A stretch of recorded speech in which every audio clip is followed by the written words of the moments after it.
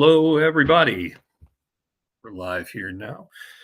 I'd like to welcome you all to what you need to know to do successful IBM upgrades to 7.5 and 7.6 with Pete Massiello. I'll give a quick little intro of Pete here. I'm Steve Pitcher, by the way. I've worked with Pete for quite a few years, and it's kind of funny because back in my first year working for Pete, I'd mentioned after a while to Larry Bolice, that a coworker of ours now, that I think I did probably 50 upgrades that year. He laughed and said, well, yeah, you kind of work for the king of IBMI upgrades now, so it's not surprising. Pete's a lifetime IBM champion, longtime public speaker, world traveler, and probably one of the most knowledgeable IBMI professionals in the world. Best practices championed by Pete are still in use at Service Express today. And it's interesting when you look at the title here, what you need to know to do successful IBM upgrades. It's not upgrading to 7.5 or 7.6 is what you need to know. Because he used to tell us that the key to every successful upgrade is all in the prep. Anybody can do a power down, sys, restart, yes, to an image catalog and hope for the best. However, the prep is the most important part, and attending this session today is the first step in that process. So it's my pleasure and privilege to introduce Pete Massiello. So Pete, please take it away. Thanks, Steve. It's great to work with you, Vanessa, and Brooke again. Kind of brings back some great memories, and looking at the audience, seeing quite a few familiar names is great as well. So as Steve said, today we're going to talk about upgrades. Now, upgrades are easy as long as you do the planning. Upgrades are all about planning. And, at one point I tried to figure out how many upgrades I've done, and it was somewhere between 2,500 and 3,000 upgrades over all the years. And what I've done over that time is I've taken all that knowledge, put it together, and built this presentation. At iTech and so now Service Express, we basically have procedures that we build to do upgrades, so they're very efficient. I always like to say we know what to do, when to do it, and how to do it. And that's what upgrades are all about. So today we're going to go through the steps that you need, the planning, the preparation. There's a lot of steps involved, but if you do them right, you will have a successful upgrade, kind of guaranteed. So let's kind of get into things. And I use the term successful upgrade. And what is a successful upgrade? Yeah, I mean, everybody knows, after the upgrade finishes completely. I don't call that a success just yet. I like to think of a successful upgrade is an upgrade that nobody really knows you worked, whatever it is, all weekend doing this upgrade or whatever amount of time it was, because basically everything's still running, the functionality, the systems, the helpline's not calling up crazy, things aren't working, users are annoyed. Why? Because we did the planning. And once we do the planning, the upgrade will be successful. And this is, as Steve alluded to, what we've done so many times at iTech and now Service Express. It's the same process that we follow. So let's kind of get started and go from there. I usually like to, at this point in time, just run through our objectives, our agenda, what we're going to go through. And so this will be our agenda for today. If you have any questions, Steve's monitoring the chat. He will break in if they're pertaining to right now, or we'll save them for afterwards at Steve's discretion. So let's kind of go through, and we'll start with a map, right? Whether we're going on a road trip, whether we're going on doing an upgrade, we need a map. We need to figure out where the heck are we going. And I always like to ask especially when I can see everybody, we're going to do a road trip, and we're going to go from Portland to Chicago, right? Which direction do we go? And I ask this question, and some people are directionless. Some people will immediately say west. Some people will say east. Now, it can't be west and east, right? But both of those are the correct answer because it depends where we're coming from. If we're coming from Portland, Maine, we're going to be heading west. If we're coming from Portland, Oregon, we're going to be heading east. Now, upgrades aren't necessarily 180 difference if I'm going from 7.4 or 7.5 to 7.6, right? They're pretty similar. There's some differences we have to understand, but I make that analogy to drive the point home. We need a plan. We need a roadmap.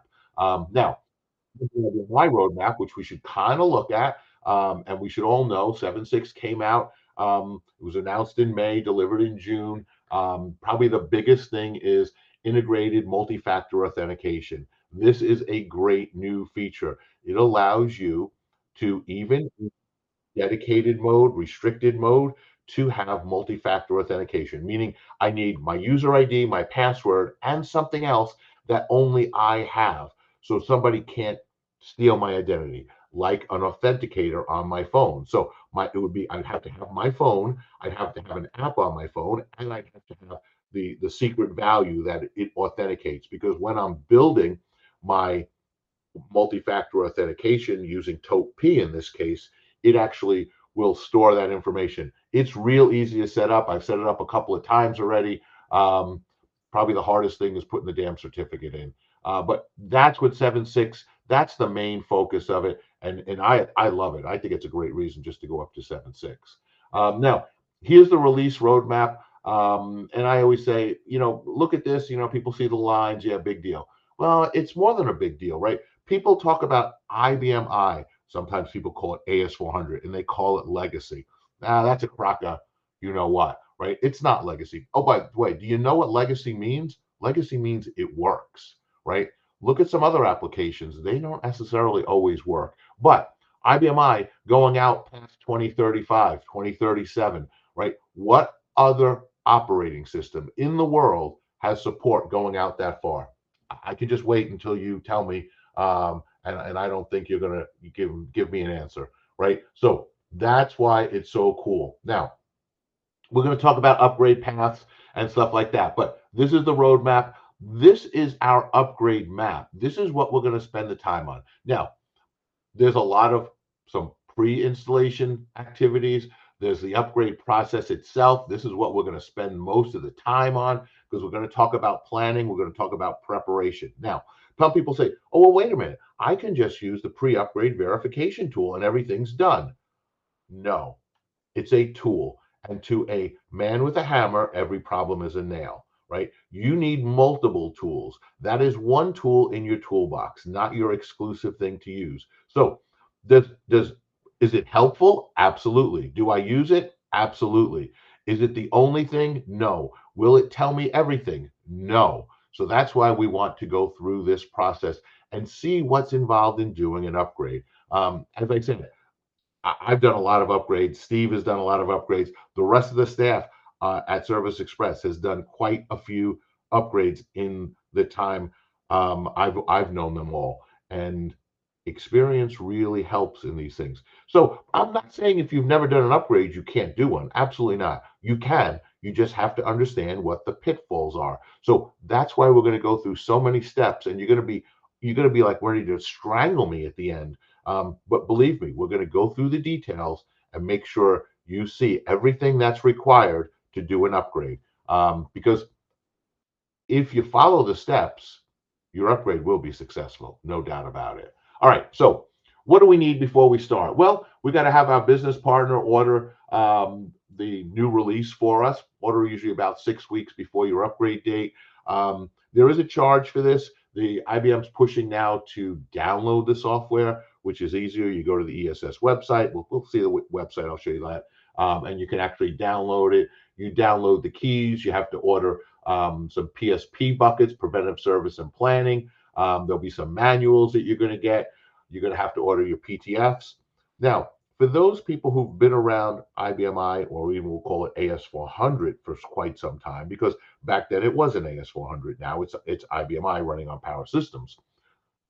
You remember when we get the pallet full of a full pallet. It came with books, it came with a CD, it came with license keys, it came with the PTFs, it came with the software we're going to use to upgrade. This is the new IBM. You get absolutely nothing, right? So it's more of a self-service, and we're going to have to do this a little bit more work ourselves, but that's fine, right? Because it's easy to do. We're going to run through a step-by-step How long does it take? What does it take? And all that stuff. How long? Well, let's talk about that. How long does an upgrade take? People ask me this all the time. I usually say reserve about 5 to 6 hours, depending on how many you've done before, because the more you've done, the faster it will be. But it also depends on your machine. Now, I did an upgrade not too long ago on a Power 10 with NVMe drives in it, and it took an hour and 50 minutes. Pretty damn fast. Do everyone take an hour and 50 minutes? No. Why did it take some? Because I had some secrets, and I'm going to tell you what those secrets are when we start talking about resaves and how to make the upgrade actually go faster. Because resave is when IBM recuts the images, and you get the images with more PTFs already installed. The bottle of Tums, you're not going to need it because we're going to do the planning and we're going to make sure things are done correctly. So here's our first book we're going to install. Now, I don't care which release you're going or coming from going to, you need this book, and you can see at the top of the screen all the actual book numbers for whatever release you're going to. You could just do a Google search and download them. But who's ever doing the upgrade should have this book.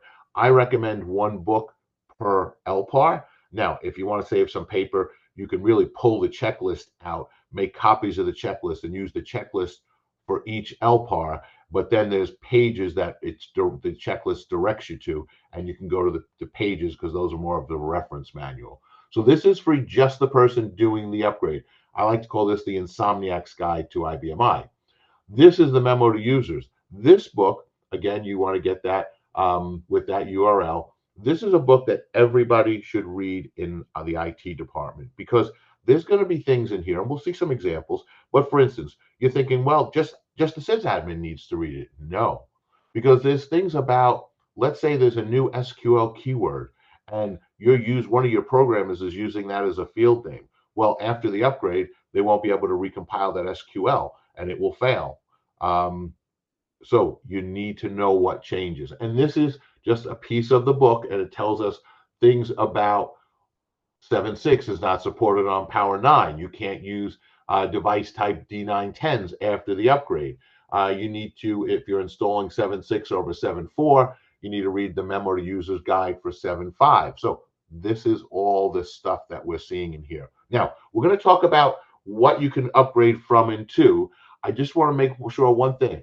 This memo to users book, if I'm going from 7.4 to 7.5, I need to read the memo to users for 7.5 and for 7.6 because this is not a cumulative book. The upgrade guide, you just have to read for the release that you're going to. So let's continue on with this.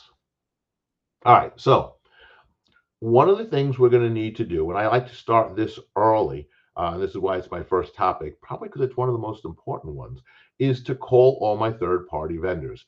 Now, I need to call them. I need to ask them, I'm running, let's say it's Help Systems or Robot Fortra, whatever it's called now, Fortra, and say, hey, I'm running Robot Console, and I'm running version 3.2 of the software. Is it compatible with IBM i7.6? They're going to say yes. They're going to say, oh, no, it's not compatible. You need to upgrade to version 3.3 or whatever, right? You need to put these PTFs on the product. You need to have these PTFs on 7.6 after the upgrade. They're going to give you all this information. This is important because you want to be able to leverage their knowledge because they've already done the upgrade once. Find out what's compatible. Now, they may say, oh, no, that's not compatible with 7.6. Okay, now you have a problem, right? Because now you can't go. That software vendor is preventing you from upgrading to the latest release.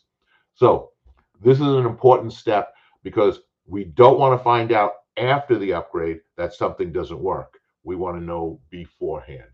And Dwayne, you are correct. You cannot run 7.6 on Power 9, and we'll see a chart on that. Let's talk a little bit about release mapping and some planning. These are the preventive service and planning. So whatever release you're going to, you can just do a Google search on this, pull this down, and read it. It will tell you a lot of details about issues in the release. These are valid upgrade paths. Now, this chart, this deck has 7.3, 7.4, 7.5, 7.6. I use this as a reference manual for myself. I know my team or the Service Express team now uses it as a reference manual as well. I'm not going to spend a lot of time on 7.3, 7.4 information in here as we go through because I'll never be able to finish in time. So you'll see stuff on 7.3 and 7.4. I'm going to skip over it. Right. So if we're going to 7.5, we can come from 7.3 and 7.4. If we're going to 7.6, we can come from 7.4 and 7.5. Now, does this mean that you can't upgrade from 7.3 to 7.6? No, it does not.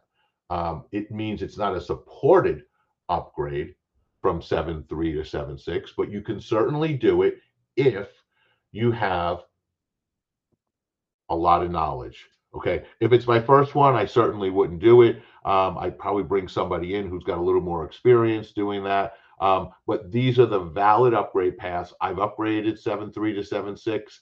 I've upgraded 7.2 to 7.5. You know, those things do work. You got to make sure all the requirements are met.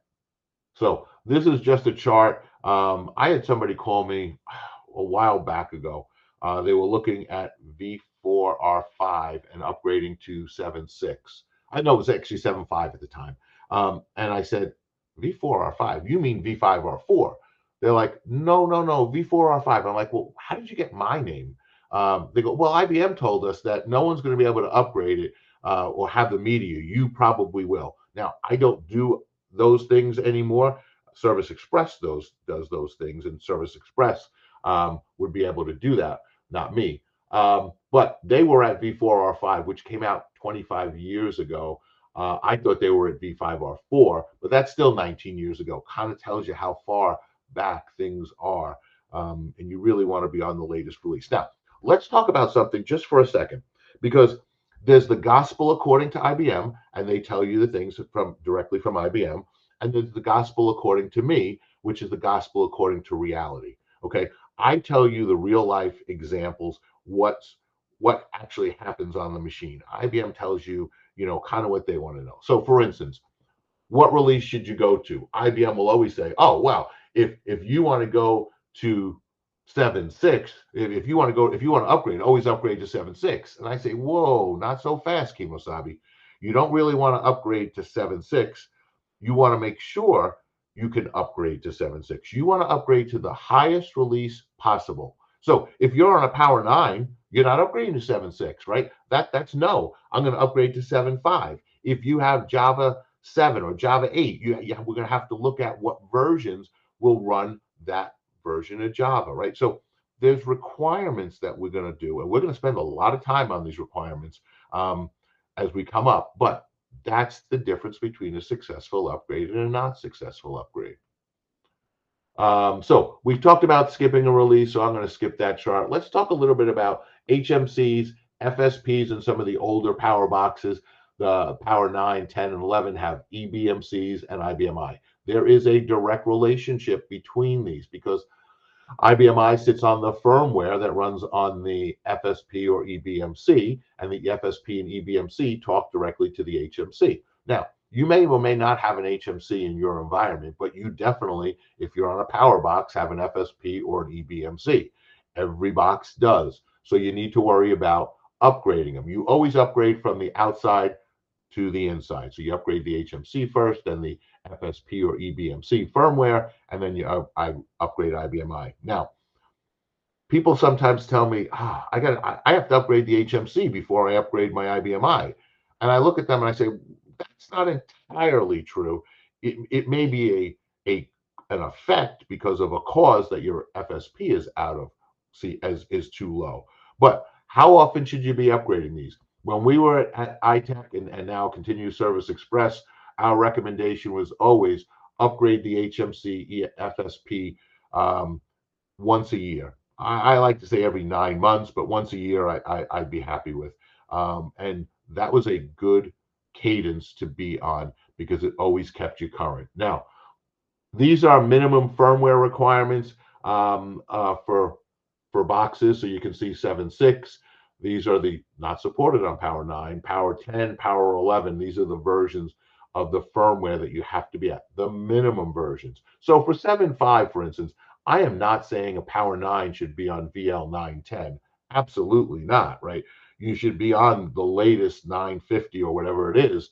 But this is the minimum you need to. So you need to check this off. We can look at display firmware status. We'll have a couple of screens on that. I'll come back to that in a second. This is a Power 11. I'm going to skip Power 11 because it's so new. There's not a lot of code combinations. Look at Power 10.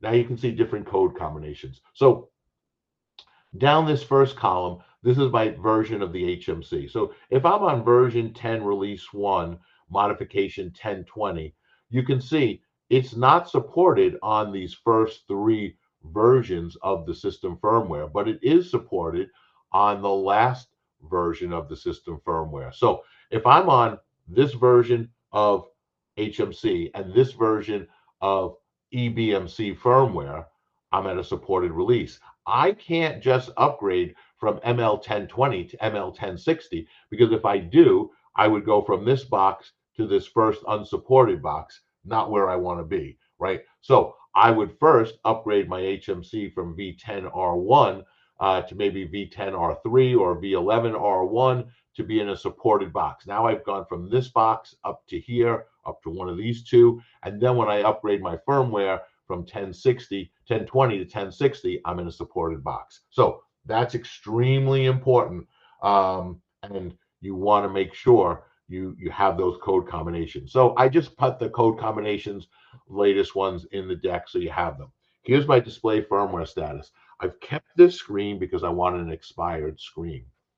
So there's something called an update access key. If my update access key is passed, it means I can no longer upgrade the firmware to a supported version or to a version that's newer than my update access key. So for instance, so this expired March 27th, 22.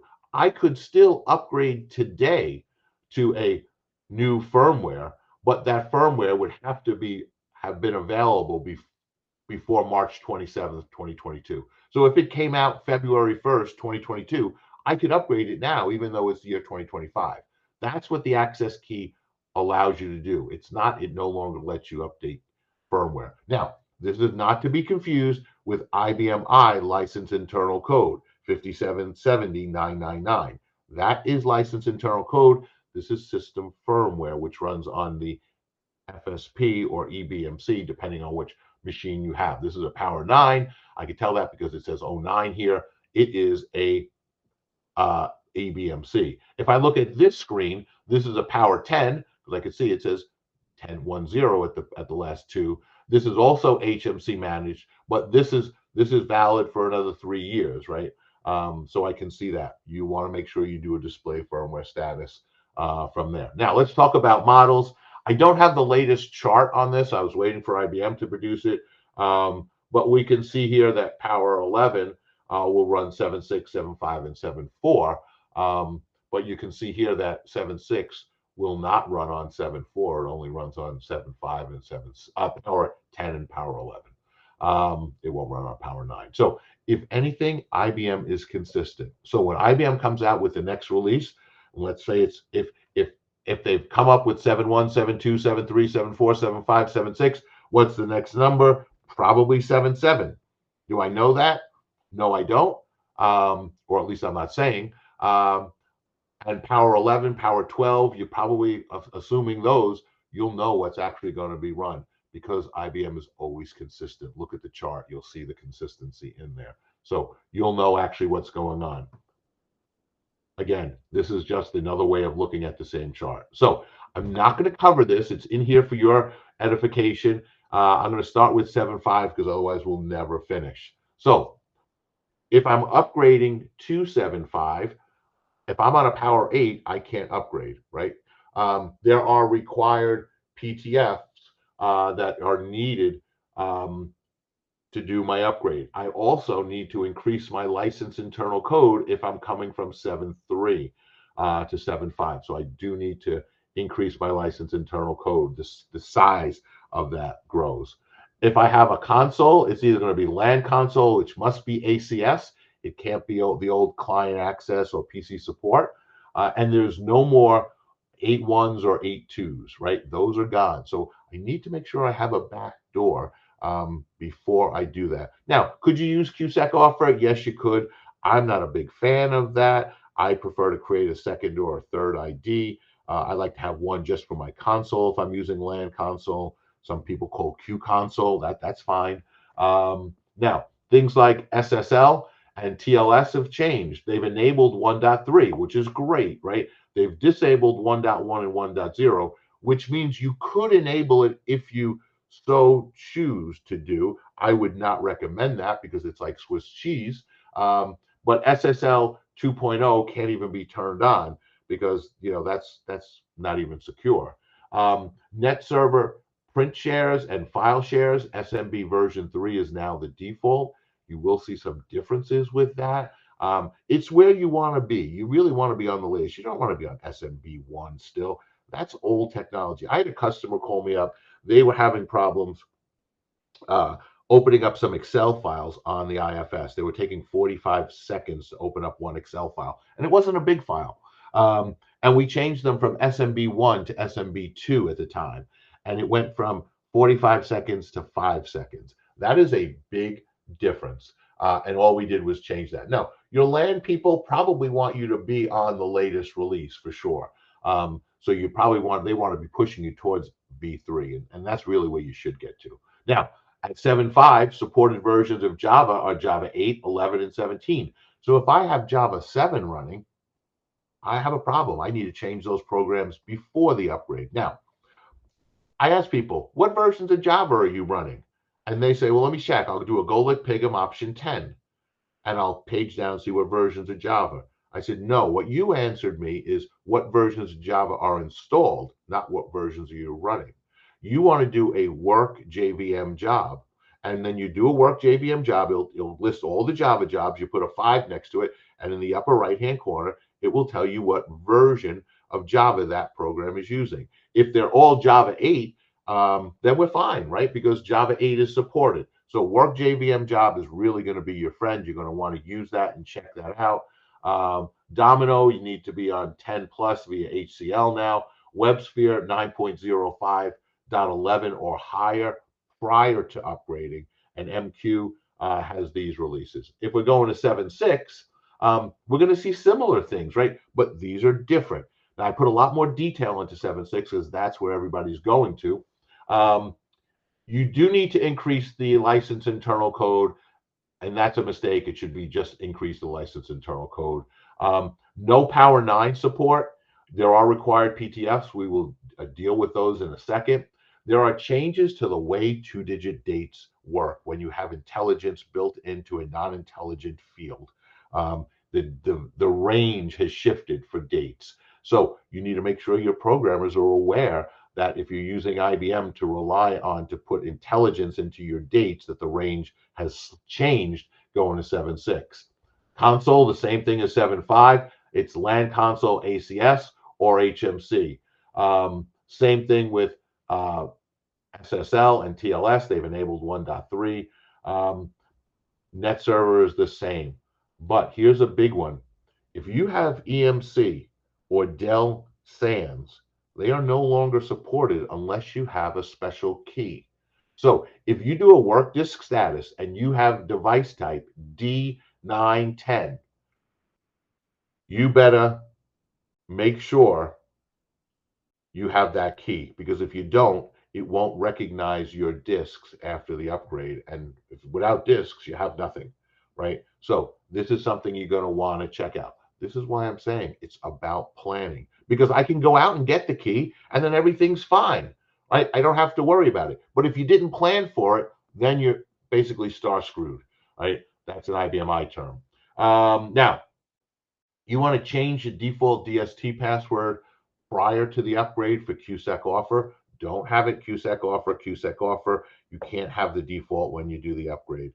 So you'll want to change that. Now, when I do this over in Europe, this hits a lot of customers. IBMI is remove some languages from IBMI. So these languages are no longer valid. You need to address that before the upgrade. There's 6 new IBMI user profiles and 2 brand new ones. These 6 are basically what QSec offer, Q programmer, Q sys opper, Q user, those 4 rather. What NC means is no change. IBM was having to use their own user profiles, but people were going in and changing the attributes of them, so their jobs and stuff weren't working correctly. So now they've moved to these NC, and you'll see that after the upgrade. All the IBM programs that use Q Programmer, for instance, will now use Q Programmer _ NC. There's 2 other new user profiles: QRCL for remote code load and remote code load server. QRSC is out there. This one's a big one too. Journal standby. So if you're using logical replication, I want to be talking to Mimics. I want to be talking to whoever you're using and say, hey, what are you guys doing with journal standby? Because that's going away in the next release. So you're good for 7.6, but for the next release, you're not, because it's going away. This is a great thing that people put on the target side to make the switches actually quicker. So I'd like to see really what's going to happen with that. Software support for BiSync, layer 2 tunneling protocol, and point-to-point has been removed. They've also removed boot P. Well, that should be DHCP, DNS, Management Central, Quality of Service, and Route D. Those have all been removed, so you're not going to use them once you go to 7.6. And 7.6 has supported versions of Java 8, 19, and the default is 17, and 21 is actually in the process of getting released. It's just been released, so you're fine with that. So the versions of Java change, the version of WebSphere changes. Well, the version didn't change, just the PTF level that you have to be at for WebSphere. The version of Liberty has to change. MQ, same type thing. So you need to be aware of these things as you do your upgrade. And that's what this is all about. It's making you aware of the things that we at Service Express are aware of and know when we're doing an upgrade. You've heard me say this 1,000 times. You got to know what to do, when to do it, and how to do it. That's what makes a successful system admin. All right, so here's my SMB so I can see what my server message block is. If you want to know what it is, you can just run this command down here at the bottom, as it will display what your default is. This command will also let you change it from one value to another. You just do a Google search on that and you'll get more detailed information. Just WebSphere compatibility. We've talked about this. Protocol by OS. Support for Domino, for Mimics. All important things that we need to plan beforehand. This is not an OS that's going to say, hey, you know what? My wife, my girlfriend, my boyfriend, my husband, whoever is at home with me, they're going away this weekend. I got nothing to do. It's a boring weekend. My football team's not playing. Right. Upgrade the OS. I got nothing to do. No, that's not how you do planning, right? You're not going to start on a Thursday and expect it to happen. You're going to take 2 or 3 weeks worth of this planning to do this upgrade. And if you haven't done one before, you're probably going to spend 100 hours of planning to get this upgrade to happen and be successful. Because at the end of the day, you want a successful upgrade. Now, your load source for the latest releases has to be greater than 35 gig. If I'm doing VIOS with H disks, so I'm using vSCSI, not virtual fiber channel. If I'm doing IBM I, that again are vSCSI disks. When I create my disks, I create a 512 byte sector disk, but IBM I uses 520 bytes. You can't get 520 into 512, right? It just doesn't go. So IBM creates 8 512 byte sector disks and then shoves 7 520 byte sector disks pages into that 8 512. So you lose a little. So if you were to create in IBM I the hosting partition, or VIOS the H disks, if you were to create a 35 gig drive, it would actually appear as a 31 gig drive. So you need to create them a little bit bigger. So create them 41 gig if you're doing this, and you won't have a problem. Now, if we're using Operations Console, this is kind of just upgrade the console beforehand. There's a lot of information here, but basically always upgrade Access Client Solutions to the latest release for your console. You don't necessarily have to do it for every client out there. Is it good to do? Yeah, it's good to have them on the latest release, but it's not required. But the console, you definitely want it on the latest version. Now, I'm going to talk about a couple of things. 7.5 will not support was 8.0 or 8.5. We need to upgrade to version 9, at least at 9.05 with FixPack 11. Again, same thing for MQ. Version 9.1 is lower, is not supported. We need to upgrade to 9.2 or 9.3. Java 7, right? And we've said these things. So this is important to understand. Same thing if we go to 7.6, we're going to see the same thing. Probably the biggest thing here is IBM Installation Manager had a problem. I would only go on 1.9 or newer. I wouldn't go to 1.10 because there were some problems with 1.10. How do you know these things? You know these because you read. You really have to read these memo to users. You have to read the preventive service planning guides. This is your job. You got to be sucked into this, and this is a full-time thing you're going to do, right? But if you do it, you'll do it successfully, and you won't have a problem.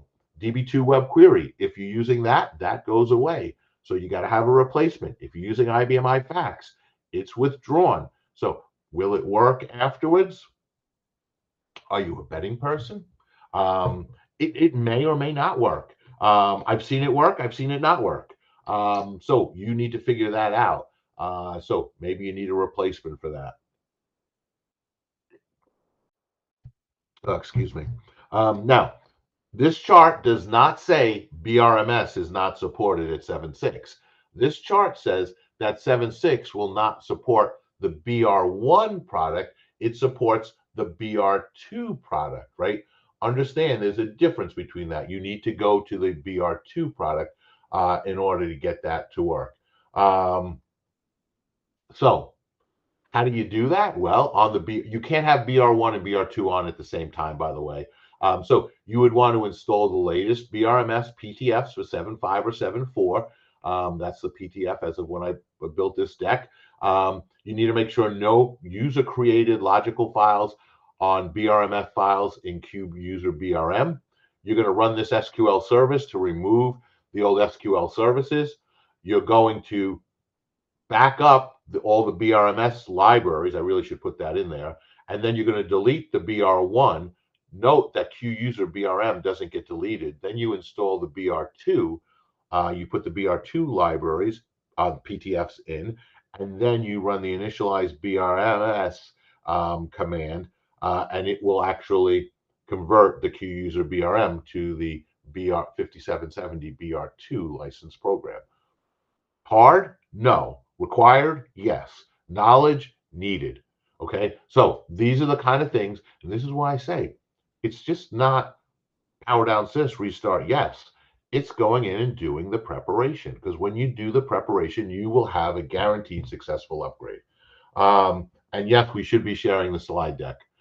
So these is some reading material. These are 7.5 is the last release to support them, which means they will not work on 7.6. We've talked about some of these, but this is in detailed chart, all the products and options that are no longer available at 7.6. So if you're using one of these at 7.4 or 7.5, you need to look into them. So maybe 7.5 for the time being is the highest release you can go to. So if you're on 7.4, hey, get to 7.5. It's a supported release. It's got a supported upgrade. It's got a supported plan for a while. Better to be on 7.5 than to be on 7.3 or 7.4, right? Is it better to be on 7.6? Yeah, but if I can't get to it, then it's better to be on 7.5. And so just some charts would tells you things that are no longer there. Now, let's talk about some required PTFs. Again, we're in that planning stage, right? We're still doing a lot of planning. This is my favorite, right? These are the required PTFs before the upgrade. I want to install these PTFs. I don't want to have a problem that IBM's already uncovered. So I go here and I get these PTFs. Yes, I've gone to these pages and I've put all this data into the presentation. So You don't have to. Although if you do this 2 weeks, 3 weeks, a month from now, you'll probably have to check that, because IBM may have come out with a newer version by that time. So here's the preventative service planning. You can see it tells you PTFs that you need to apply and things like that. Now, this is the latest resaves. I looked on Monday and IBM hadn't changed it. I was expecting them to come out with a new resave because of TR1 and TR7, but they haven't come out. So let's talk about resaves. IBM comes out with, let's talk 7.5. IBM comes out with 7.5 on the first day, and they call it version A. And that's what this this letter here means, right? The red letter, right? So we're up to G, which is what, the seventh letter in the alphabet. Yes. So come out with A. They come out with a PTF. They come out with a bunch of PTFs. They come out with a technology refresh. They resave all of that into a new version of the license internal code. That's our iBase DVD 5770999. They resave it all and they call it version B. Now, when you come and install from version B, you already have technology refresh installed, right? Then they come out a couple of months later with version C, version D, version E. Right now, they're up to the 7th version of that. And it's already has, this version has TR6 already installed. So this makes your life easier. Remember when I said I did one in an hour and 50 minutes? Because I used the latest resave. And that means it had all these PTFs already applied, which was great because it meant less time IPLing and installing PTFs, but the whole PTF process as I'm loading them took less time. But these fixes were already on the system at the first IPL, and if there was an issue, it would have been fixed. So 2 great reasons to get the latest save. Always get the latest one when you download them. Now, we talked about license keys no longer come with your order. So if you don't have an ESS user ID, you're going to have to get a user ID and then register your customer number by using your software. You're going to use these IBM web server, the IBM website here, eserver/ESS. You're going to sign in. You're going to sign in with your user ID. I like you guys, but I don't like you that much to use mine. So you sign in with yours, you use it, you connect, you get your license keys. It's that simple. You can print these out and install them by hand. I never do. I personally like to take my license keys and I like to install them first. But somebody's going to say, well, wait a minute. The IBM says to install them after the upgrade. I'm not installing them after the upgrade. If it's Saturday afternoon and I'm doing an upgrade, I want to be done with it. I want to give this back to the users to test with immediately. So have you ever looked at an error message? It says, I went to the repository to look for a key and there was none found. So I put out the message, no license key found. So about 25 years ago, I started putting my license keys in then. And when I did put them in then, I had no problem, right? Because it finds them. So I use the Java app that's on the screen and I load my keys automatically and then they're done. So again, so we need some more PTFs, right? If I'm upgrading from 7.5, 7.4, these are the PTFs you need to have. Where did I get them from? That screen that I showed you. And here's our go lick pick 'em. So this is really where we're going to see. This is our main screen. So we type go lick pick 'em. We take option 5. We allocate additional space for license internal code. You can do this immediately. You can do this now. Even if you're going to upgrade next year, get it done. Get it out of the way. I have people. We've had customers who only can IPL once or twice a year. So let's take advantage of those IPLs and we put that in.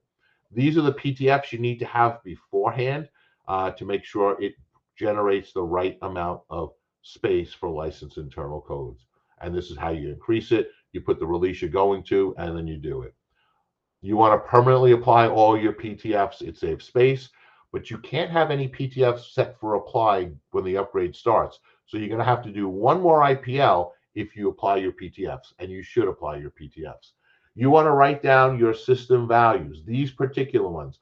I want to know if anything's above the system library list, because if there is, I want to look at that library and I want to see what's in it and what's changed. Why did you copy a version of submit job into that library, for instance? What did you change? Because we're going to want to copy the new version from QSys in 7.6, so that same command in, and make that same change. I don't want to use the one from a release ago because it may not have some new parameters. I may get errors, right? I want to look at the user library list. I want to make sure that allow object restore is set to star all. I want to make sure Q verify object is set to no higher than a 3. I want to look at my startup program. I want to make sure my startup program isn't called Q startup and Q sys, because if it is, then after the upgrade, it's IBM's going to replace that with their version, and none of your subsystems will start. That's not what I want. So I want to make sure if it is QSys and the program's name Q Startup, I'm either going to rename it in QSys or I'm going to copy it and move it to QGPL and call it Q Startup, which is my preferred way of doing it. I also want to look at the job, look at the starting program. I want to make sure that Q user work is being started. I want to make sure the Q spool is started after TCP/IP, so my remote writers start properly the first time. I need to change that, see if Q scan file control is set to no post restore. As long as it is, it's fine. I document these so afterwards we can change them back. Whoops. Okay. So we're going to verify system objects, which is user profiles, which is the cross-reference files, the files that start with QADB in QSys. We want to make sure they are fine. If you get an error 303, you will need to do a reclaim storage, star database cross-reference when you're in a restricted state. We want to make sure that QSec offer profile doesn't have any secondary languages. If it does, we need to remove them for the upgrade. We want to identify secondary languages because we're going to install those later. We want to make sure all IBM libraries are in the system ASP if you have multiple ASPs. And if we do have secondary languages, we need to make sure we have a version for the release we're going to. We're going to change compress job tables to star none. So we're going to do a change IPL attribute and make sure that compressed job tables are set to star none. Otherwise, we will sit at a C900, A5 for quite some time. We don't want to do that during the IPL. So during the upgrade of the IPL. All right, we're going to arrange our DVDs in this order. If we're using image catalogs, we do need to have these PTFs on. We're going to create our image catalog, and we're going to determine if there's enough space on the image catalog, on the load source, to expand the image catalog. When we start the OS upgrade, and this is not in pre-upgrade verification tool, so if you're just doing that, you're not going to know the answer to this question. So you go in, you run this DST macro, and it'll tell you if it's successful or an error. You need 2.5 free space on the load source. And this happens during C5,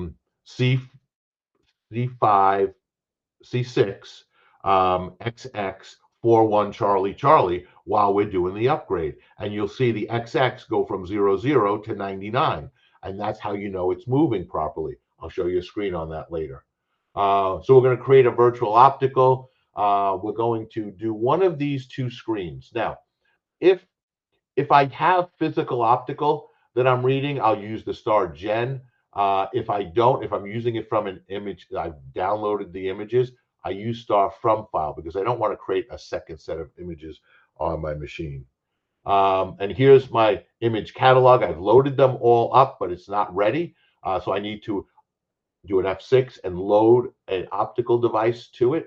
And now when I load it, it says star mounted. If I do a work op vol, I will see this first disk as the mounted image. And now I'm going to use that image, and I'm going to look at every program I have on this source system, and I'm going to look at every licensed program that I have on the system, and I'm going to compare to what release I want to go to and see if I have a corresponding upgrade image on there. So it will do this automatically for you. You put a 1 there. You just tell what release you're going to, where the images are located. It's in my image catalog, so it's OpVRT01. And then it will automatically, it takes about 3 or 4 minutes, and then it will come back and tell me, okay, it found a corresponding LPP for a version that I have on the system for what's in the image catalog.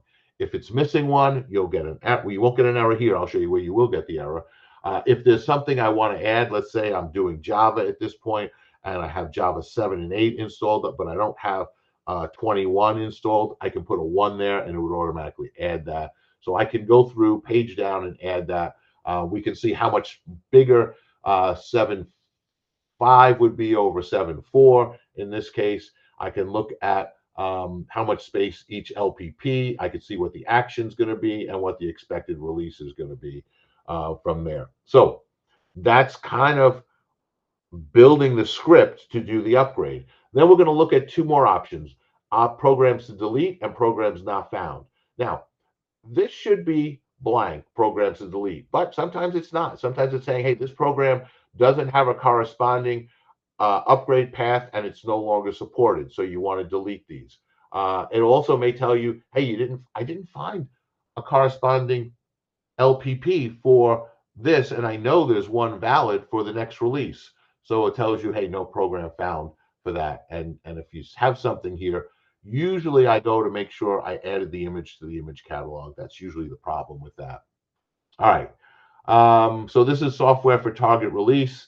Now, we got to accept all the license agreements. So we're going to put a 5 next to each of these.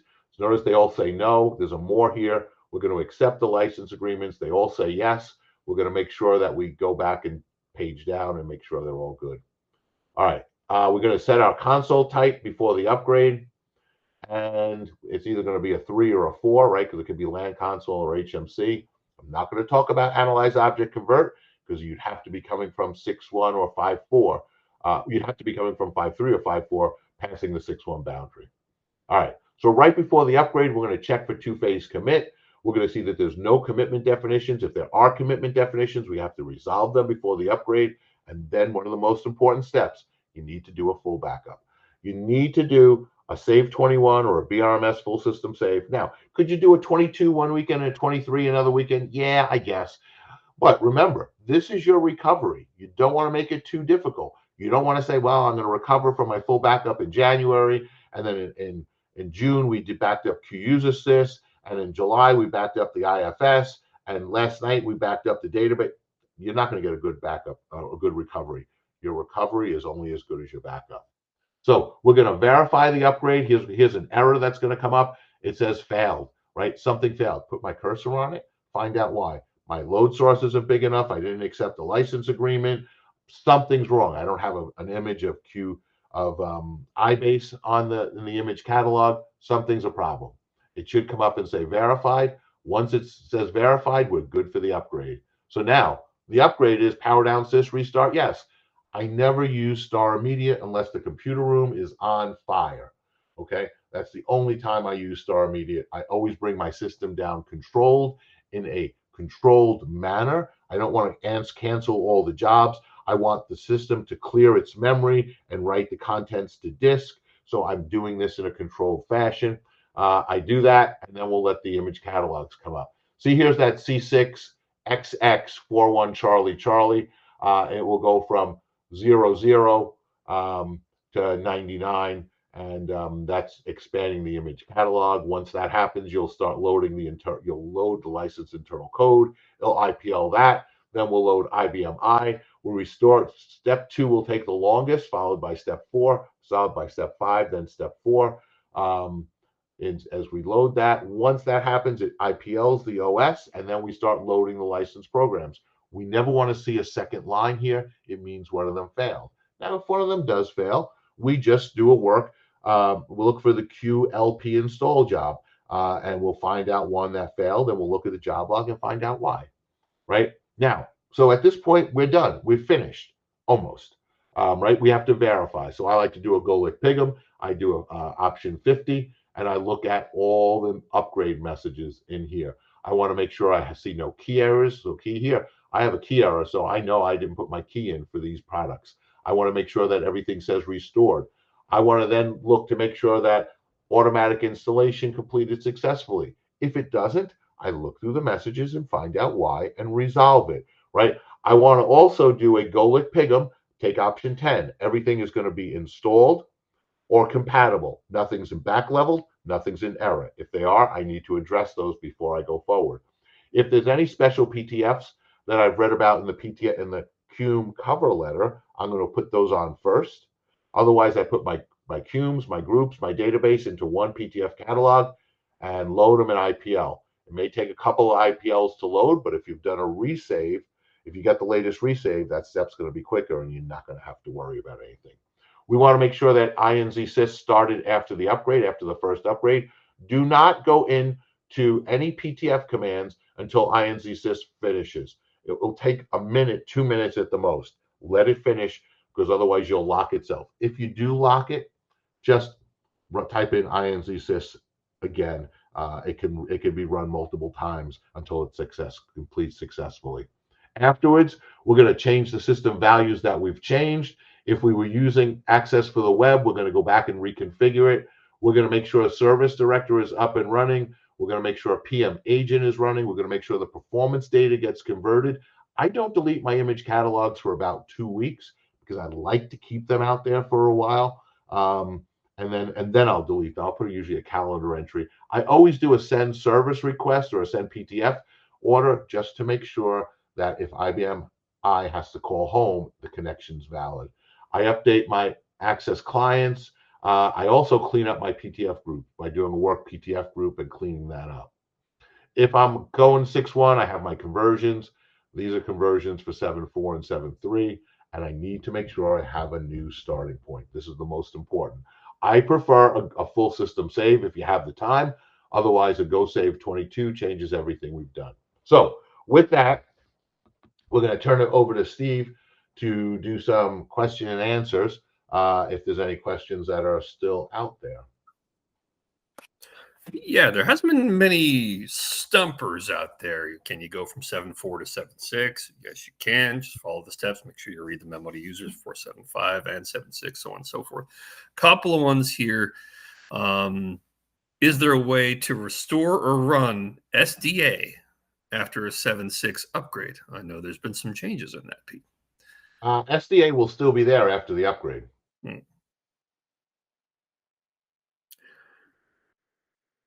Anyone else? You don't have to restore it. Okay, good. I think there's been a bit of a misconception on what's happening with SDA going forward. Yeah. Okay, so anyone else encountering network area caused the media download to fail? I'm not sure if you mean on just this webinar, or you're talking about when you're trying to download PTFs, where you're trying to download your image catalogs.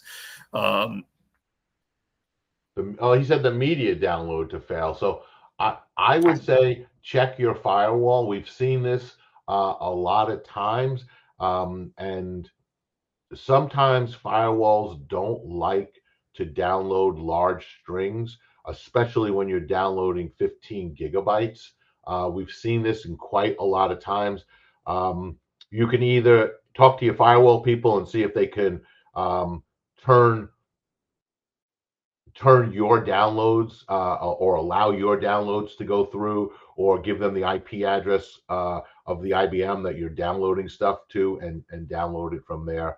I've seen that happen on people that have very tight firewalls. Another thing as well is if you haven't mentioned on where you're starting from, right? So if you're on an old PTF level on a older version, it may on your system be pointing at an IBM repository that just doesn't exist anymore. There were some changes a couple of years ago on that side of the coin. I don't see this, but I heard this the other day, Pete. Maybe you can clarify for me, because I was renewing hardware and software maintenance for a customer, and they said, "Well, I see, everything's normal. But what is this Power VM? And when I upgrade, do I have to worry about it?" And I couldn't really give them a great answer. Well, Power VM is synonymous with VIOS, so you really don't have to worry about it. Now, you buy entitlements for your machine, and if you don't decommission or deactivate the processors, you'd have licenses for Power VM based on the number of processors that you have on the machine. But when it comes to doing an OS upgrade, that shouldn't have anything to do with one another. It's fair. Let's see. Did I hear correctly? You cannot run 7.6 on a Power 9? That's correct. You cannot run 7600 Power 9. One question was, where can I download the resave of IBM Lick? You're going to go to the ESS website, and you'll see it right there. When you go in, you just click the IBM I and then click the license internal code, and you'll be able to download that one image. All right, that's fair. Here's a weird one. Will 7/6 force the 2-digit year date changes? It doesn't change the data. It changes the century that the data is associated with. So if you're using those 2 digits of dates, and if you're saying is 40 greater than 35, or something like that, that's when it uses those. It adds the century to them. So the values of the century change based upon the window. So the window is now scrolling differently. So the data stays exactly the same. It's how you interpret the data. All right, cool. Well, I think we're just about there, and I don't see any pressing questions here. So, Pete, as always, it's been a pleasure, and thank you very much, everybody, for showing up. If you have any questions, this is how you contact Pete directly, and if you need some assistance as well, feel free to reach out to myself or anybody else at Service Express. I'm happy to help you. Cheers. Thanks, Steve.